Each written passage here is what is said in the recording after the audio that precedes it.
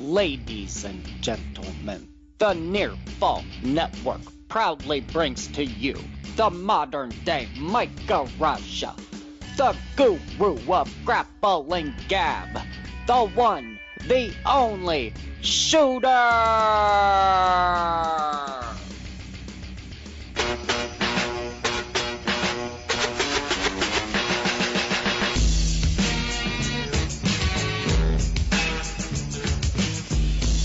Dear Fall Nation, say hello to the Fall Guy, and welcome to Drive By with Shooter. I have a packed show for you guys, and there's absolutely no possible way I could handle this on my own, so I had to call in backup, call for the hot tag, get my partner in here, give a nice warm welcome to the man with 1,000 names, King of Smark Style, the near fall narcissist himself, a.k.a. the face of women love and the men envy. I know I'm leaving a bunch of them out, but we know him mostly as the King of Nerds. What's up, Mike? What's up, Mike? Peasants, good to be here. It's always good to be here when you're on a drive-by. This week has been I want to say just an overwhelming amount of news, developments, things just going insane in the wrestling world. I got a lot of topics to throw you today, Mike, and get your opinion. And we're probably going to approach this show with a little bit of a burst session at the end here. But one thing I want to start off with, and it's one of my favorite topics, I bring it up a lot. I talk to you a lot about it, and I don't listen to the guy. I know you do sparingly. But, I quit. Yeah, did you? Well, smart move. Yeah. But bro. How much of a frickin' mark for himself is Vince Russo? Vince Russo is the biggest Vince Russo mark that exists. Which is hilarious because, and I've talked about this a little bit on past shows, but if you know anything, I actually Googled it because I had heard this story on a podcast from a wrestler about mark is actually a carny term. They would literally mark people. So, say a guy walked up to buy a ticket into the carnival and he had a big wad of cash. There were people working together. So he'd buy the ticket, the guy at the counter would give him the wrong change and see if he noticed it. And while that was going on, someone else would literally walk up with chalk and pat him on the back, give him advice, tell him what shows to go see. And he was a mark because he had a bunch of money. And also, if they didn't call him out on hey, you gave me the wrong amount of change, then he's gullible. And you can easily fool this guy. So, I think it's funny how, first of all, this has changed in the wrestling business from, it's literally supposed to be a mark as someone that you can easily fool. Where now it's they almost look at it as a fan, but in a negative way. At least that's how I take it. Yeah, I hate that there's a negative connotation to it. Well, I do too, because I look at it as more of, if you're a mark for something, you're a fan for something. But Vince Russo is a mark for himself. And in all reality, that actually throws the whole term smart mark out the window. Because if a mark means you're gullible and easily fooled, then you can't be a smart mark. That's an oxymoron. But Vince Russo isn't even just a mark. He's just an idiot. I mean, here's a guy who does nothing, and you can correct me if I'm wrong, but does absolutely nothing but complain about WWE product and how bad it is, no matter what they do. Yet, I mean, come on, let's think about some of the things this man has done in the wrestling industry. Yeah, I mean, I can't disagree with you. At all. And I used to listen to his show sparingly, like you said, because occasionally the guy does have nuggets of wrestling wisdom in there. And it's nice to hear that occasionally. And also, I'm a big fan of anybody that speaks their mind. But 100%. But when your mind is completely one-tracked and there's not, he's so off base with wrestling today. Right. And this is my go-to thing. This is one of the main reasons I stopped listening to him. Is Vince Russo will tell you stories about booking back in the 90s and when it was him and Vince McMahon and Cornette. Right. And he would say Cornette always wanted to book like it was the 70s. Mm-hmm. And I kept telling him, bro, you can't book 90s like you did. Bro, you can't book like you booked 20 years ago. Right. Bro, you can't book like you booked 20 years ago. And he would say, he said, that was the big problem with me and Cornette. And then 15 minutes later in his show, he'll start talking about the problem is that WWE needs to start booking like they did 20 years ago. Exactly. So that apparently only applies from the 90s backwards. Right. You can't book like you did 20 years ago. But from the 90s onwards, you can book like you did 20 years ago. Right. And that's why he's such a mark for himself. And it actually brings up another good point because I kind of relate it to this. I remember, I don't know if you read the WWE magazine or Raw magazine back in the day, but I know I did. I had a subscription to both. Of course I did. And I loved Vic Venom, which is where Russo got his start. That was him. Yeah. It's funny when I think about it, and I think, I was, I don't know, 12, 13, 14 at the time, and I loved his shit. That tells you something right there. I didn't even 100% love his shit at the time. I was always, very aware that half of the Attitude Era was dumb. You were way above the curve, my friend. Well, I thought that was everyone. My friends and I were very, my high school friends and I were very, anything that approached corniness, we hated. Because we thought we were so effing cool. You know what I mean? We're so effing cool. Right. And a lot of the Attitude Era was corny and dumb. Oh, 100%. And yeah, I totally see what you're saying. What I'm saying is his magazine stuff, which was the stuff before he was actually on the writing his team. magazine stuff I loved. Yeah, exactly. 10, 11, 12, 13, yep. Yes, I loved his magazine stuff. I can't deny that. When you look at it, yeah, you're 10, 11, 12, of course you love the stuff he's going to say because it's edgy and your parents wouldn't like it. But it was dad edgy. Right. And it doesn't, but that shit doesn't fly anymore. You go to the whole, we need to bring the Attitude Era back, and everyone lost their mind when Jinder made slightly, I guess, racist jokes about Shinsuke, which really weren't even racist. I mean, quasi-racist, kinda, but not really. I would probably it was pretty racist. I bet even not really, because he wasn't even really. He was making fun of the way. If a white dude said it, it would have been racist. But he was if a white dude said it, it would have been racist. Maybe, but he was making fun of the way he makes faces, not necessarily I would consider. I get what he was trying to do, but that's not at all how it came across. But what I'm saying is, if that went down in the Attitude Era, no one would have gave a shit. No one would have gave a shit. Well, there's not such a heightened awareness of racial sensitivity. I look at we're in the Christmas season, and one of my favorite Christmas movies is A Christmas Story. I'm sure you know it. Yeah, I'm aware of it. They are. I watch it every year at least 7 times. They're in the restaurant at the end. It's a Japanese restaurant, and they do the whole gag where they sing everything with R's on the front of the words. I would think if that, it stand the test of time, no, everyone's okay with it because they love the movie. But if that was put in a new movie today, everyone would be pissed off. That's not comedy. You get what I'm saying? Yes. So the Attitude Era, it wouldn't work now anyway. But we'll even go so far as to say, and you know that this is what I want to get into, this moron says that Kevin Owens and Sami Zayn are amateurs. And one of his examples, which cracks me up left and right, because you, me, High Fiver, all of the MVPs, we all sit and talk to each other about how awesome Sami Zayn is as a heel. And this guy saying because of the way that he walked out to the ring at Clash of Champions and carried himself during that match, that he's not professional and he's not a pro because he should look scared for his job, and it just gave the finish of the match away.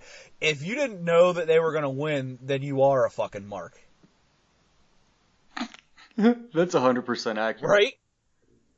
Right. The moment they said their jobs are on the line, it was like, oh, they're winning.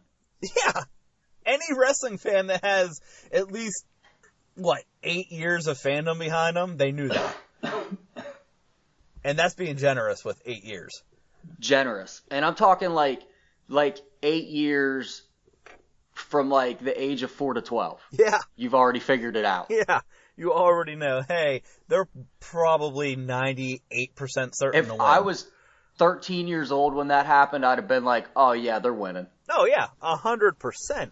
So, I mean, here's this guy who, it's just mind-blowing to me that you can say something to that when literally every fan I talk to is talking about how great Sami Zayn is now in this heel role. This is the same guy that says he's an amateur and that Vince is out of touch, as in Vince McMahon. If you've listened to Sami Zayn on any podcast, I'll specifically cite the Edge and Christian show, Vince McMahon is specifically telling him, do what you did, now it'll be annoying as a bad guy. And it's great. And it's fantastic. Part of... Go ahead. Go ahead. No, go ahead. No, you finish your... Okay. I was going to say, part of the reason I quit listening to Vince Russo was actually because of Kevin Owens, Sami Zayn, and Sasha Banks. Mm-hmm. He talks about these three like they're not legit modern era superstars, and bashes these three to the point that I just was like, I can't listen to this anymore at all. Because it's so mind-boggling dumb to me. If you could argue me that Jinder Mahal is a legit main eventer, and I could hear your argument and be like, I see your point. But to tell me that Kevin Owens, Sami Zayn, and Sasha Banks don't belong even in a main roster spot. He did one of his shows one day. He said, right now, if I had to start my own show, he said, there's 15 wrestlers I'd take right now ahead of Kevin Owens. And named off 15 people. And there's arguably 5 to 10 names you pick before him, maybe. Right. But everyone after that, it was just you'd really take Big Cass over Kevin Owens? Oh, that's moronic. Big Cass is I'm not saying Big Cass was one of the names. That was a for instance, the type of people he was going for. Okay, fair enough. I was going to say, because Big Cass hasn't even been tested as a singles guy. Not that I think he's bad, it's just we don't know. I forgot he was on the roster even until the other day when my wife was watching Divas and he was on there and she was like, who's that guy? And I was like, good question. Oh yeah, he still wrestles, kind of. Who is that guy? But, it's just laughable when this guy sits here and he makes a living off of talking about how bad wrestling is because he's not there, and the fact of the matter is he just wants to be there again. That's what it is.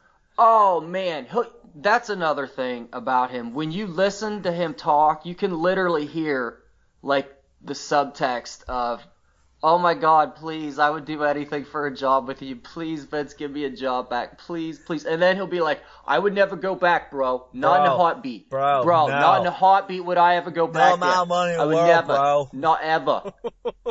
Well, and we'll wrap this Vince Russo thing up, but I also find it funny and slightly ironic that he talks about the writing and how it was so much better when it was him and Vince and Jim Cornette writing, and then him and who was the other, the Ed guy, Ferrara. Was it Ed Ferrara? Ed Ferrara. Writing, and this, that, and the other. And they have too many people getting their hands in there, which I don't disagree with, but the ironic part is he's the reason they have a writing team now. Yeah. Because he left them high and dry with no notice, jumped ship to go to WCW and give David Arquette the championship. Bro, I left them set up for the next 6 months, bro. Yeah. I had my notes. I passed them all on to Kevin Dunn, bro. And that's why we can blame shit that happened after on him still. He's absurd. He is Let's quit absurd. talking about him. Yeah. Let's take a break. We're going to clear our heads of the madness that is one Vic Venom Vince Russo. And when we come back, I'm going to bring up a much-loved superstar that his storyline kind of took a change for the better, I think. Hang tight. We'll be right back.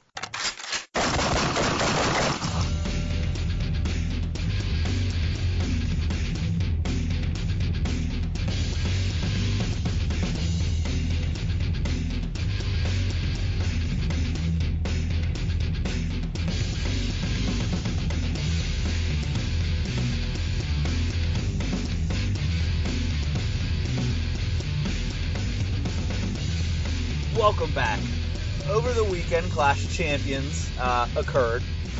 I wasn't impressed with it, but that was my take. I know a lot of people really enjoyed it. But we had a really awesome triple threat match for the U.S. title, and literally like an RKO out of nowhere, frickin' Dolph Ziggler is the U.S. champ. No one saw it coming except Bobby Brown. Yep. I was shocked. King was shocked. High Fiver was shocked. We all were shocked. Insane. But I think that I like when stuff like that happens. It's, it's a surprise, but like, I have to throw a few questions out on this because, you brought up a good point when you did your SmackDown show, because as we move into storyline on Tuesday, Ziggler then comes out, states everything that he's done and the championships that he's won and how basically wrestling fans don't deserve him, and lays the title in the ring. And I liked your point where you said, hey, this is chapter 1. Let's not try to figure out chapter 10 before chapter 1 is even finished being written. Like, he obviously didn't really quit. This is a storyline. But I found it funny. I want to get your take on this. There's so much comparison to Shawn Michaels. Doesn't this kind of, like, in a way, mirror the whole I lost my smile thing? Because no one... Is it the heel version of it? No one, like, all the comparisons that people make to Shawn Michaels and Dolph Ziggler, and no one's picked that up yet. And that's the first thing I thought of. Didn't Dolph lose his smile, like, 6 months ago? I mean, he's been literally stating out loud how much he hates his position in the company for like a year and a half, so.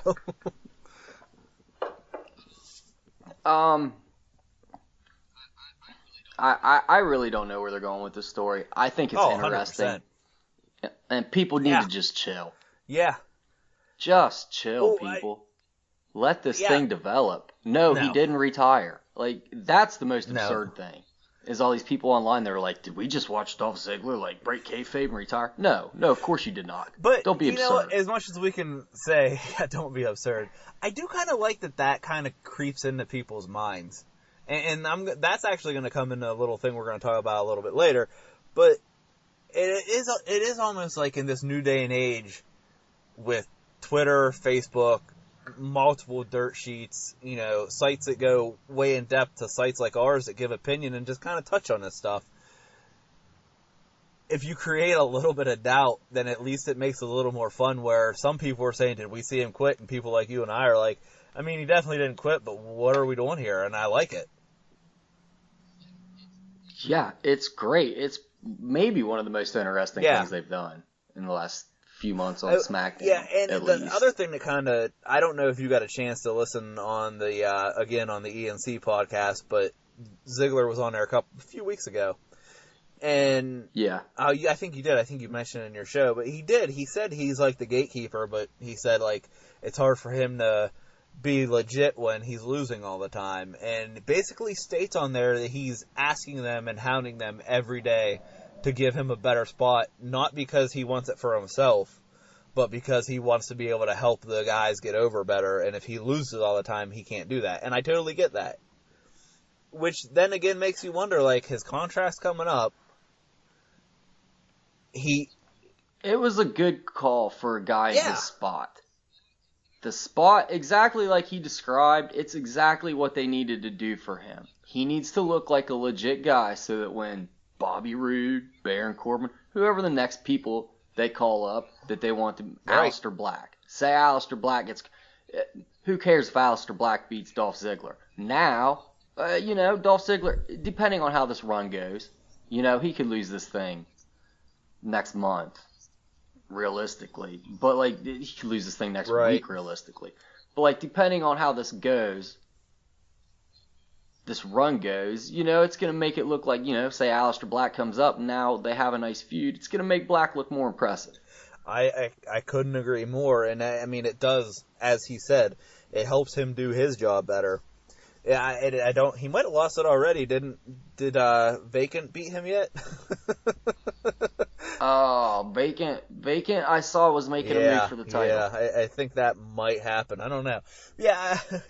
He's an ever-present contender. I actually did read an update where it says there are plans to keep him off of TV, which I do find funny because it then states he'll still work live events. He's just going to be off TV. So it's like, even the WWE is like, yeah, we're going to let this go on TV, but if you're so much of a fool to believe that he left, we're still going to work him on live events. Running with the story, guys. Does he show up with that new U.S. title? I was just going to say, like, if he's at these live events, does he walk down as U.S. champ? I don't know. It's a good question. I mean, he laid it it's a good question. Yeah, and I did see the title thing. I saw the Baron Corbin with the title, and it was actually an official poster from one of the venues. And they were all kind of, it's Photoshopped too. The venues pick their own pictures. Dude, those venues don't pick their own pictures. There's no way in hell the WWE will let that happen. Yeah, I'm interested to see what happens. I'm all... Everything about it I find interesting. I find the story interesting. I find Willie getting a new belt interesting. I'm just happy Dolph Ziggler has something interesting to do. I don't mind the look of the U.S. Championship, but I'm so ready for a new one because that title hasn't changed since it changed when Cena made it a spinner, right? Yeah, that title, well, they just updated everything since then, and that title very much reminds me of, like, that post-Ruthless Aggression era, pre-Randy Orton tattoo sleeves. Yeah, exactly. Old school Randy, yet not quite where he is today, but not quite Randy Orton yet either. Daniel Bryan short hair, Nexus stuff. Exactly. And since you brought it up, I want to roll right into that, and we'll talk about that, and then we'll end the show with some rapid things I want to throw at you. Daniel Bryan. I know that you don't always get to watch pay-per-views. Did you happen to catch any of Clash of Champions? I'm aware of what happened. So as I said on Drive-By, or on the review, I apologize, he took a bump. Now, it wasn't really a bump, but it was a bump. Anytime you go down in a ring, that's a bump. I don't care what you say. Especially when you're on the Do Not Touch list. He's coming back, right? I don't know. Here's my thing.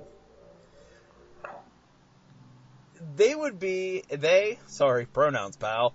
WWE would be insane to tease a rabid fan base that is the Yes Movement and not let this happen because, okay, we stated this earlier, you knew Dolph was going to win, or you knew Sami Zayn and Kevin Owens were going to win, apologize, because the careers were on the line.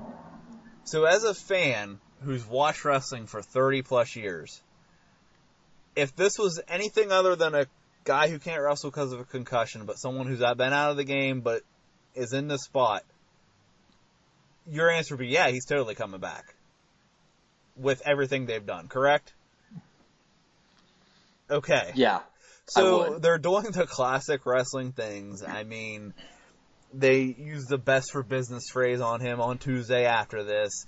Him and Shane are getting in each other's faces. He physically pushed Shane. Like, I think we all three we know we love WWE. We know it has its faults. We'll point it out when it does.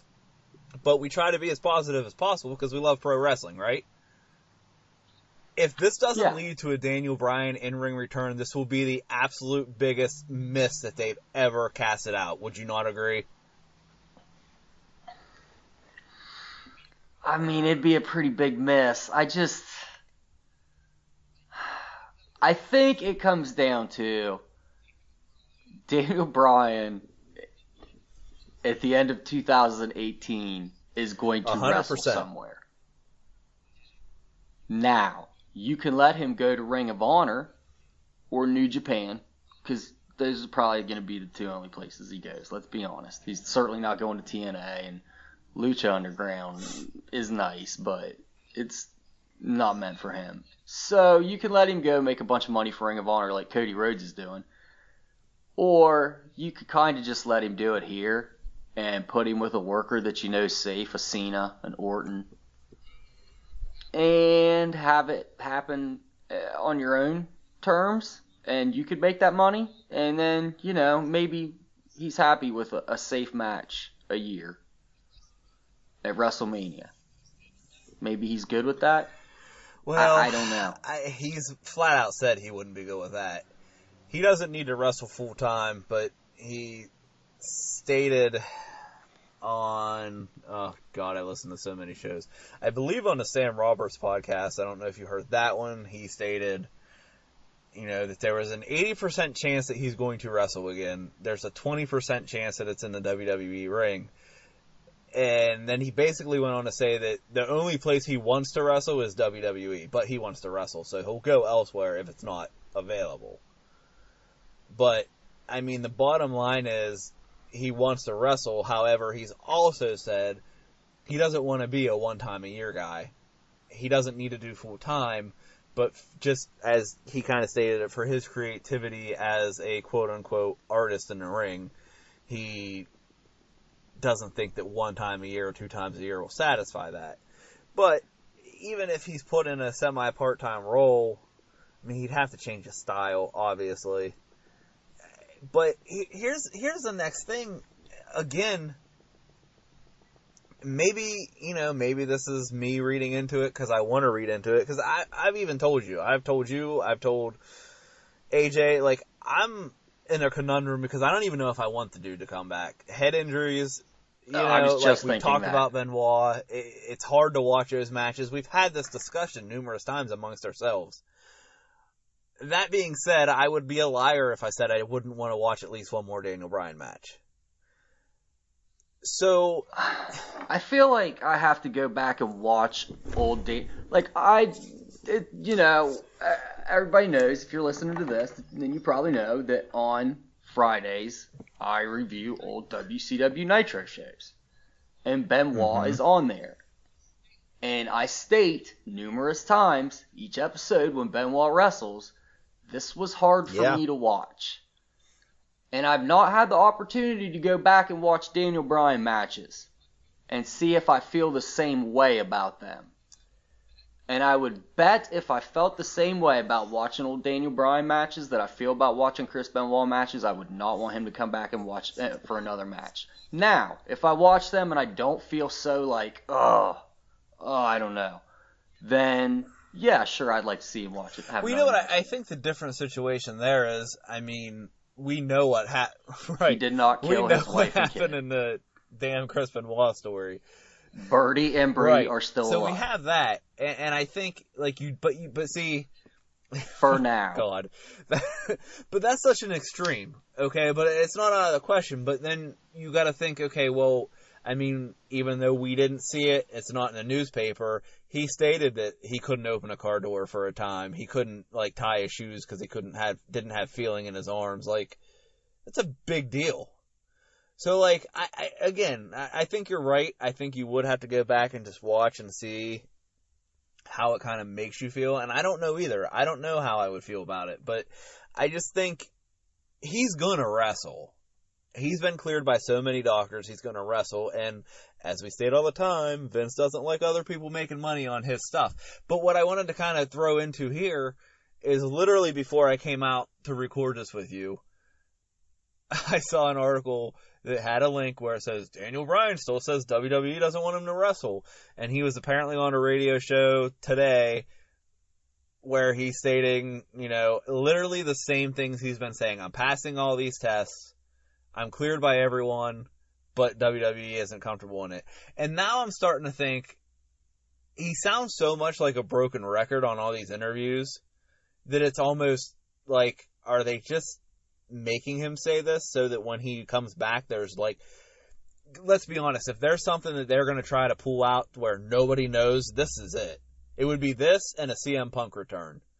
Those would be the two things that they would probably pull out every single stuff they could to keep as secret as possible. So, like, I kind of, like, yeah. Right. A Bullet Club. Right. Some this kind of Bullet Club thing. I have a hard time seeing the WWE and knowing how they operate and knowing if they're telling Daniel Bryan they don't want him to wrestle, that they even put him in the ring as a referee. Because let's be honest, things happen. And if they're so afraid of him taking a bump in a wrestling ring, then why would you let him be inside a damn ring while there's 4 guys plus Shane running around there, jumping around and doing crazy shit? Well, not just that, but you're teasing Shane and Daniel Bryan. So are we just going to keep doing this? Is this what we're going to just keep doing? Daniel Bryan's never going to wrestle again, but we're going to keep teasing feuds that are never going to get physical. Miz, now it's Shane. Right. Is this what we do? And Daniel Bryan just is constantly like, yeah, well, man, I'm going to go find someone to beat you up now. And that's not what we do, because if he doesn't wrestle in the WWE, he's going to wrestle somewhere else. And his contract's up in 4 months? 5 months? Something like that.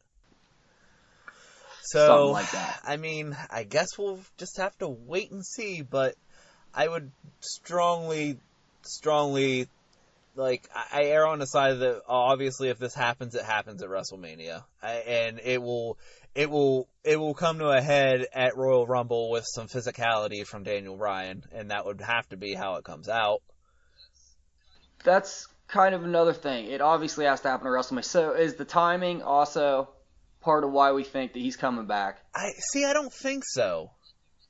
Like, if this happened in February, would we be like this? No, I don't think so, because even though Mania is literally around the corner, I don't think because all that anyone ever talks about anyway is Brock Lesnar, Roman Reigns, WrestleMania.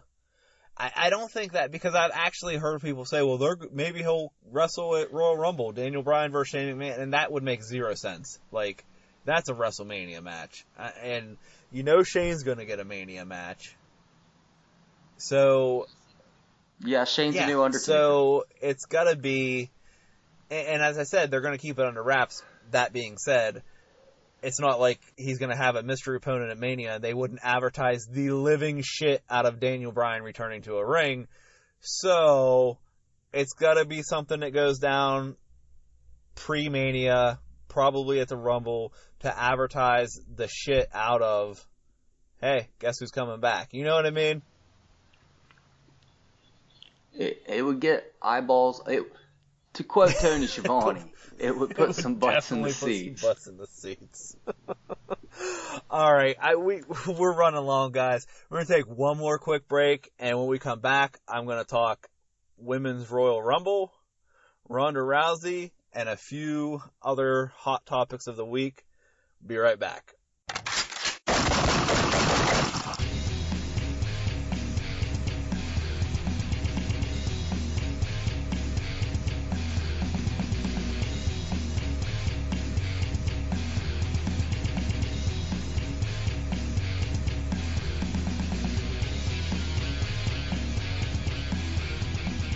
All right, King of Nerds, let's do this. Women's Royal Rumble. It was announced Monday. A lot of the internet shit all over it right off the bat, which I really don't understand. I don't either. Fucking wrestling fans, it wasn't man. even. I won't even call a couple of podcasters out because I like these shows, but I think a lot. They weren't shitting on the idea; they were shitting on the way that segment on Raw was booked, and it was more of a problem of all these women were fighting, and then they make this announcement, and they're all happy and friends, which I guess I can see, but literally at the same time, it's still historic. So even if you hated the woman next to you or the man next to you and you made history then, you might for that split second be like, all right, we'll deal with this later. So I don't necessarily have a problem with that. Now, and that was some of the talking heads problems, but some of them actually, and the fans, again, this is stupid, we don't need a Women's Royal Rumble, yeah, you're right, we totally don't need progress that we've been making for the last 3.5 years, what? Some people never want things to change. It's just and they go on they don't have enough women, like it's going to be a boring pay-per-view because it's too long. Dude, I love the Royal Rumble. I'm all for it. And they totally have enough women. I believe I heard that without the champions, the main roster has 20 women, minus the champs on each show. I didn't actually take the time to count it, but let's say that's accurate. You throw a few NXT girls, maybe get Trish Stratus to come back, and hey, you're good to go. If you're going for 30, which I'm all for. If you're going for 30, I think 30 is an attainable number. If you got 20 on the main roster without champions, you throw in Trish Stratus. Lita's going to be in it. Come on, we all know Lita's going to be in it. You throw in a couple NXT girls. A couple NXT girls, and then a few girls you got your eye on still from the women's tournament. And Ronda Rousey, and you got yourself 100%. Now, I do think, even for both matches, it might be a good idea to adjust that 90-minute break in between. Maybe cut it down to 60 seconds. I don't know if that's something they would do on just the women's or both, but it'd probably be smart. I think it would, and it's not going to take away from it. It's not going to be like, that was too. Nah, it'll be fine. No one will even notice. Nah, man. Most of the Rumble you spend sitting there hoping those 2 minutes go by real fast anyway. To see who's coming out next. But you brought it up. Ronda Rousey, my opinion, she's best for business. What do you think about that? I think she's best for business also. Why would you not want a female version of Brock Lesnar? And that's exactly what she'd be. Now, I kind of touched on it a couple weeks ago, and I kind of maybe changed my stance. Of course, I said if she debuted at the Rumble and was the one to take down Asuka, like, she actually makes the most sense to be the one to take down Asuka if she's going to be there full time. That being said, I don't want her to just be hot-shotted right to the main event. Same as Asuka, because if you look at Asuka's NXT reign, like, it was great, but then all the women in NXT were kind of like stagnant because no one could get that title off of her. And we don't need a female version with the Raw or SmackDown Women's Championship of what we've got going on with the Universal title right now. So both Asuka and Ronda Rousey are going to suffer from that if they're going to be booked to the way that they should be, and that's as monsters. And I think it would be best to obviously keep them on separate brands so eventually they can clash. But Ronda in the Rumble, do you think she wins? I think it's 50-50. It's 50% her, 50% the field. Like, I could see it go either way, you know what I mean? Like, I could see them, because she doesn't need to win. And it doesn't hurt her if she gets tossed out in her first match. Especially if, like, 7 girls so why not have 7 girls do it, and she's, like, make her one of the last 5 even, last 3. And it takes 2 dominant females to throw her out. And then one Asuka of them wins. being Asuka. And then Asuka wins, so Asuka can win the title at Mania. And you can have Rousey in some kind of special event where she takes on Sasha Banks or something like that. I would say if that's the case, then Rousey has to go to SmackDown. Has to. She's going to be on Raw. I mean, that's the... you're right. But I think that those two need to be separated by those two, Asuka and Rousey. So then we have Asuka and Charlotte on the same show. We could do that. So you think? Wait a minute. I still think the money match is to hold off on those two. I do too. But now Rousey's at wild card. Charlotte's still going to be the best. Well, I don't want to overshoot, but Charlotte's the best woman professional wrestler in the world right now. Possibly of all time. Right? No, I don't even think there's a possibly. I think of all time, she's the greatest female wrestler of all time. Right now. I mean, we don't know what 40, 50 years from now holds, but yeah, you're 100% right. So, yeah, I totally agree. That's the money match, Asuka, Charlotte. But now that we have Rousey in here, Do we switch it up? Do we put Asuka, if she wins, does she challenge for the SmackDown title? Say she wants to take on the best and go after Charlotte, which then offends everybody on Raw. You know what I mean? Like, there's a lot of possibilities they can do with this, and I'm excited for it. I think Ronda Rousey really changed the plans. I would think so, too. She's like an X factor, because it seemed the obvious thing was to keep these two apart for a year. And now Rousey has brought this X factor in, and I don't really know what they do now, because I don't really like any idea other than Asuka and Ronda on Raw headed to Mania together. Yeah, I agree. And it's probably decent to go ahead and get that loss out of the way for Asuka, because everyone knows that storyline will eventually get stagnant. And I mean, it's been, 2 years? So it has to happen eventually.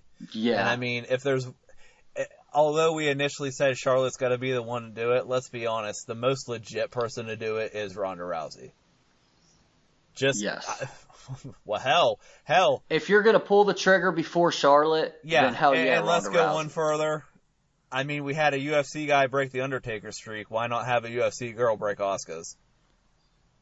And that's that. All right, with that, we're going to move on. I'm going to throw a couple things real quick. The Shield, are they snake bitten? Because, this run they are.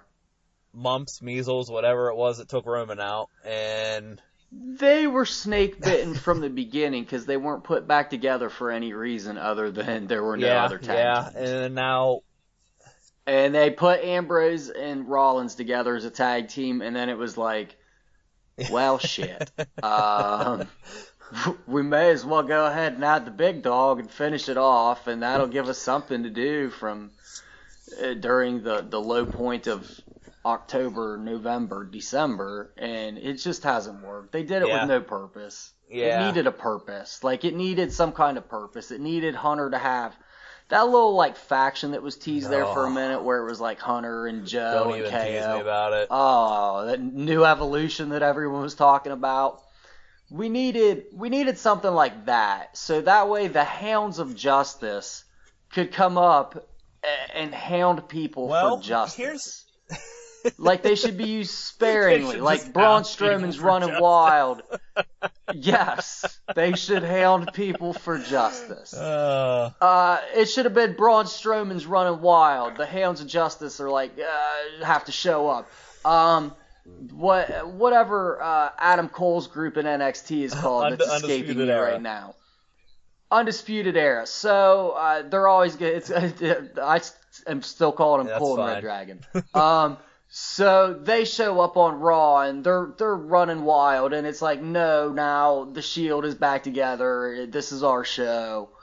Something. They needed a purpose, and there was no purpose, and you can't just do. Look how many times they brought the Horsemen back with no purpose. Let me fix this for you, and in case anyone's confused on what the hell we're talking about, if you haven't been paying attention, Dean Ambrose had to have surgery. Torn tricep tendon. I don't know the severity. They've not said how bad it is other than the surgery was successful, but generally it's a 6-month recovery time. Here's how we fix it. You ready for this? Well, Finn Balor. Well, that's part of it. Hold on. This is what you do. This is what I would do. I would. How do I want to phrase this? And I don't mean split up Gallows and Anderson, but I do mean split up Gallows and Anderson. I'd put Anderson on SmackDown, and I'd have him and AJ not tag team, but team, if that makes sense. Then you have Gallows and Balor on Raw, or vice versa. Hell, you know what? Let me change it up. Let's send Finn over to SmackDown, because that's where he needs to be, and him and AJ can team up. The club can do their shit, but they're all doing it under the club banner, and they're just running wild. They're all heels. They're all bad guys, beating the shit out of everybody. And guess what? They do it for 6 months until Dean Ambrose comes back and gives the Shield a real reason to reunite. You can add people. You can put them all on one show. I'm just trying not to gut people here and gut rosters, but let's put them all on SmackDown. I don't care. But then for some reason the Shield has to go there, so that doesn't work. But whatever reason, we have to put a team together that causes enough drama and havoc in the WWE universe, and then when the 6 month is up and you want to try to recapture this, because it's gone. This Shield stuff's gone, in my opinion. This is done. This is done. You should act like this just is done and over with. Seth Rollins is back to wearing his regular gear. It's done. Dean Ambrose comes back and it is done. We act like it never happened. It's like Pump Finn Balor. But that's what I'm saying. Happened. He's gone for 6 months. Get something going in that meantime. And it doesn't even have to be like he comes right back and they go into it. Maybe, whatever heel faction this is, whatever show they end up on, I don't even care. But maybe one of the Shield guys goes to another show, but then comes back, and they form the Shield to take... You get what I'm saying? Like, a GM calls in, I gotta call in the big guns, and they bring the Shield back. Then you have a reason, then you have a purpose, and maybe the shit works. Maybe. They gotta have someone to take on, and there was just... The Miz, Taraj, and the Bar were not it. You also gotta keep everybody healthy. Okay. We had to bring them back to defend Raw from the Miz, Taraj, and the Bar. Yeah, no, I'm with you. I wasn't against it, because I love the Shield, but I hear what you're saying. I want to get a couple more things knocked out here real quick. A story, kind of low-key, leaked on a couple of the dirt sheets that basically said a site is saying and claiming and threatening that they have 40-plus videos of Paige. Leaked videos doing the most sexually depraved stuff is how it was termed. And they're going to release them. Can we just, give this poor girl a break? Bray, if you have these videos and you're going to release them, please just kill yourself instead. Literally, it's like the lowest form of human, waste? That's what you are. Yeah, you're a real piece of shit. There's no, you have these, you want to make money off of them. I mean, that's why they're doing this, to make money, probably to sell it to the highest bidder. You're a scumbag. You're literally trying to ruin someone's life. This girl, and I've been critical of Paige, you know that. I was critical of the Del Rio relationship, because I felt like Del Rio was ruining her life, and let's be honest, he was. But this is worse, in my opinion. She's come back from all of that, from the first video scandal to Del Rio and everything that almost put her in hot water with his company and probably should have got her fired. She came back, she is doing well, and if this happens, I honestly don't know how she's going to handle it. I feel so do bad I. for her So do if this I. happens. If this happens, I just feel so fucking terrible. Again, like I said, if you have these videos and you're gonna release them, please just don't do it. I would rather you be erased from the planet than this fucking poor girl. And I'm not even a Paige fan, man. I think a lot of her problems were of her own doing. Oh yeah, yeah. But the video releases were the worst of it, and that was not her. Granted, yes, she made those videos, but she didn't make them for you and I and everybody else. She made them for herself. Yeah, that's what I'm saying. Literally committed a crime, and people are still talking about how she should be punished for it, and Xavier should be punished for it. Are you outside your head? No, man, someone needs to beat up Brad Maddox. Shit. All right, last topic. I know you've seen it. We're getting there. You're going to be live posting video, something or other, depending on what you want to do. Baby. I am going to be doing live reactions of every match.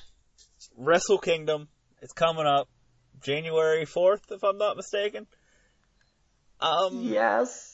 It's a Wednesday. It's coming soon. Awesome. It's New Japan's WrestleMania, but I'll be honest, the thing that I care about is Alpha versus Omega, and holy shit, the build for this. You've seen that, you saw him attack him in the ring, him being Jericho, attacking Omega. We saw the press conference after, where Jericho threw a table at people. How amazing is Chris Jericho? And I'm just going to give him the credit because I'm sure that Omega has a big role in this. But is Chris Jericho literally just going to be like, you know what? I'm in my 40s and I'm just going to literally make every case possible to be the best in the world? I don't even know if it was like an argument for best in the world. It was like an argument for like, look at me do this thing. Look at me add yet another thing to my resume that's like a successful all-time wrestling moment. This isn't just like look at how many all-time wrestling moments Jericho has. The debut on Raw I never is forget an all-time wrestling moment. Winning the first undisputed title is an all-time wrestling moment. And now being like that guy that showed up in New Japan, basically doing exactly what he did 20 years ago when he showed up on Raw. That's a very valid point you just made. And doing that basically again. This dude just cemented himself as like an all-timer. Like he already was an all-timer, but he cemented himself as one of those like top tier guys. You're never going to think of this dude ever in like there's certain guys that retired at the top, like Shawn Michaels. You're never going to think of him like you thought of Hulk Hogan and Ric Flair at the ends of their careers. Here's the thing. You know There's what I mean? some guys that were great, and I would obviously I think Shawn Michaels is one of those guys, but like there's some guys that were great that you just don't necessarily come to your mind. Chris Jericho is making it so that when you talk about professional wrestling, yes, he is one of the who's that you think about. That's 100% exactly what I was trying to say as well. Like, yes, he has cemented himself. He's now, you're right. There are guys that were great but are passive in your mind when you think about the all-time greats. And he has now, like, made it so that you always think of his name. Let me simplify this for you. As King would say, peasants. I'm not going to say that. Let me simplify this for anybody listening. If you walk up to random people who know about wrestling, or know a little bit about wrestling, but maybe aren't super fans or aren't even deep into it, they know who Hulk Hogan is, and they know who Stone Cold Steve Austin is. Chris Jericho is trying to make it to where he's that other person, they know who it is. And with everything he's done in pro wrestling, combined with everything he's doing in podcasting, in comedy, and in music, I don't think he's that far off. No, acting. I mean, everything. I mean, you're literally, if you did, again, The Rock. I mean, everybody knows The Rock, but sometimes even a non-wrestling fan might be like, oh, he used to wrestle, right? You know what I mean? Yeah, but here's the question, though, man. Would you rather be The Rock or Chris Jericho?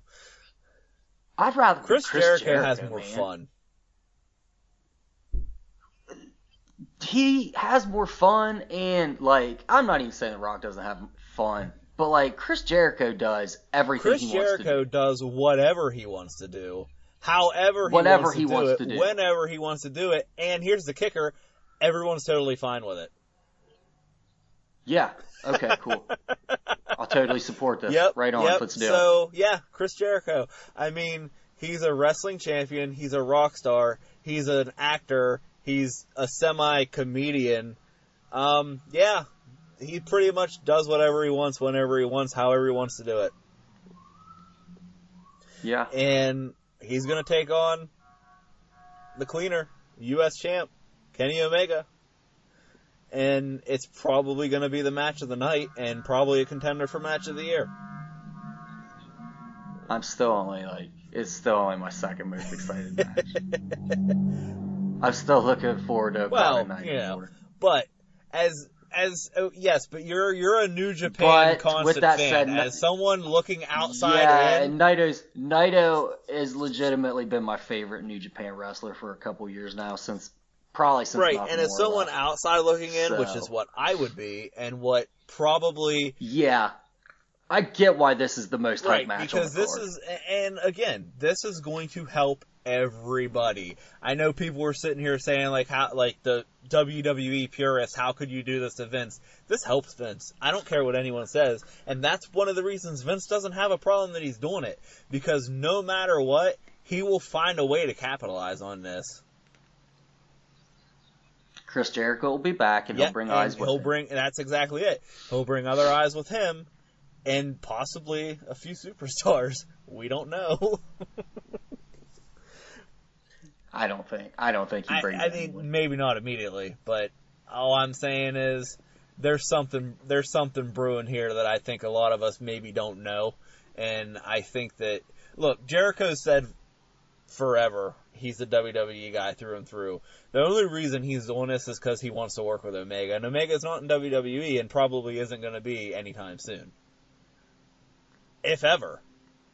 That doesn't mean there aren't other people over there that have made a connection through this because of this. True. I'm not even talking Young Bucks, Bullet Club. I'm talking...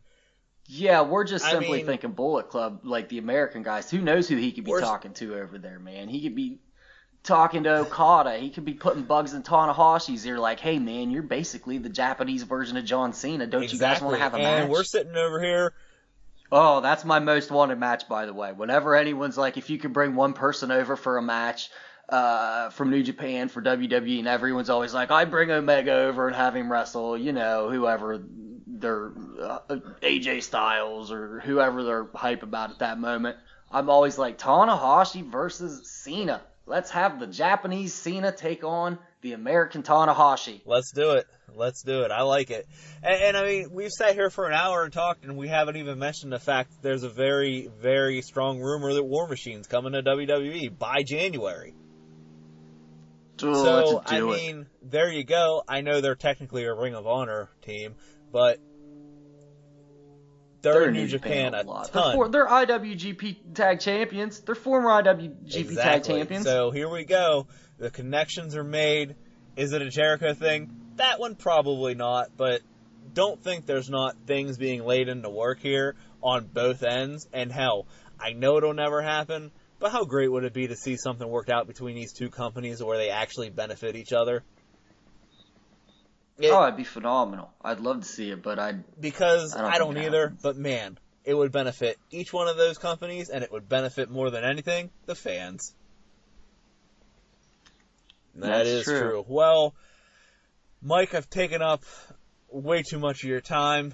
I just want to give a nice big Merry Christmas to everybody out there listening in the Nearfall Nation and beyond. Just remember, come like our Facebook page, facebook.com/Nearfall Network. Follow us on Twitter @Nearfall Network and search us on YouTube. Mike, you want to get your shit in? Yeah. Watch me on Wednesday, Thursday, and Friday. I talk about wrestling. Facebook Live. Fun. Facebook Live. You'll enjoy it. Facebook Live. And you can find me on Twitter @Mr. Forrest. That's MR, the number 4, REST. I wanted to throw an Aretha Franklin Reese, but really plugging my shit real hard here, aren't I? I so wanted to throw like an really trying real hard Franklin, to make like people interested in what I have going there, on. But like the spelling was off, and it just BANANAS, blew my mind, and I was man. like, yeah, I don't spell that well anyway, so we'll just kind of MRFREST. That's where you can find me on the Twitter machine. I love it. Well, guys, hey, Merry Christmas. I say it every week. It's been real. It's been fun. We'll catch you next time. Later, peasants.